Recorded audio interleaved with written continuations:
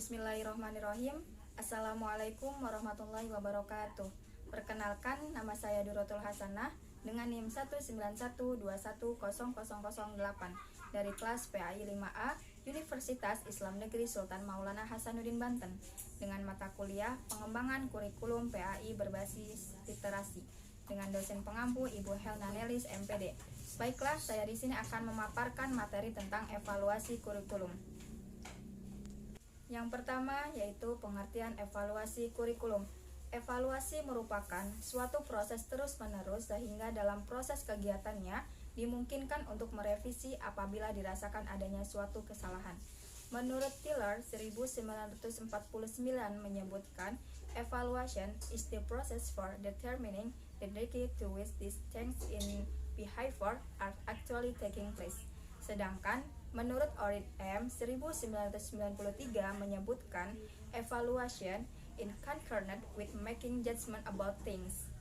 Evaluasi mencakup kegiatan yang sangat luas, kompleks dan terus-menerus untuk mengetahui proses dua hasil pelaksanakan sistem pendidikan dalam mencapai tujuan yang telah ditentukan. Evaluasi juga meliputi tantangan yang cukup luas, mulai yang bersifat informal sampai dengan yang sangat formal. Yang kedua yaitu tujuan evaluasi kurikulum. Tujuan kurikulum pada hakikatnya adalah tujuan dari setiap program pendidikan yang akan diberikan kepada anak didik.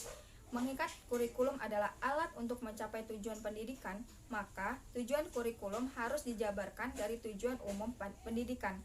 Dalam sistem pendidikan nasional, tujuan umum pendidikan dijabarkan dari falsafah bangsa, yakni Pancasila.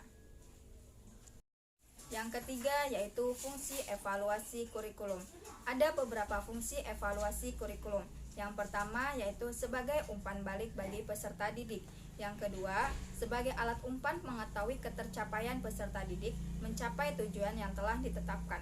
Yang ketiga, memberi informasi dan acuan untuk pengembangan program kurikulum. Yang keempat, sebagai dasar peserta didik secara individual untuk memutuskan masa depan sehubung dengan bidang pekerjaan dan pengembangan karir. Yang kelima, untuk mengembangkan kurikulum dalam khusus yang ingin dicapai.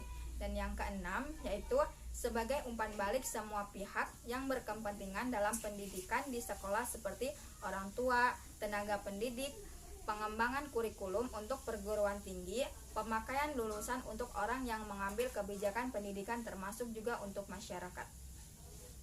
Yang keempat yaitu manfaat evaluasi kurikulum. Terdapat 3 manfaat evaluasi kurikulum, yaitu yang pertama bagi siswa. Siswa dapat mengetahui sejauh mana dia telah berhasil mengetahui pelajaran yang diberikan oleh guru. Yang kedua, bagi guru, ada 3 poin di bagi guru ini. Yang pertama yaitu guru akan mengetahui siswa-siswa mana yang sudah menguasai bahan pelajarannya. Yang kedua, guru akan mengetahui apakah materi yang diajarkan sudah tepat bagi siswa. Yang ketiga, guru akan mengetahui apakah metode yang diberikan sudah tepat atau belum. Dan yang ketiga yaitu bagi sekolah. Ada 3 poin di bagian sekolah ini. Yang pertama, dengan evaluasi dapat diketahui kondisi belajar yang dilangsungkan di sekolah. Yang kedua, informasi guru tentang tepat tidaknya kurikulum sekolah dapat merupakan bahan pertimbangan bagi perencanaan sekolah untuk masa-masa yang akan datang. Yang ketiga yaitu informasi hasil penilaian yang diperoleh dari tahun ke tahun dapat digunakan sebagai pedoman bagi sekolah yang dilakukan oleh sekolah sudah memenuhi standar atau belum. Yang kelima yaitu langkah-langkah evaluasi kurikulum. Dalam mengevaluasi kurikulum terdapat 2 langkah yang harus dilakukan di dalamnya, yaitu yang pertama tahap persiapan. Di dalam tahap ini dasar untuk menentukan apa dan bagaimana penilaian harus dilakukan. Ada 3 langkah yang harus dikerjakan dalam tahap persiapan ini, yaitu yang pertama menyusun term of reference, yang kedua klasifikasi, dan yang ketiga yaitu uji coba penilaian.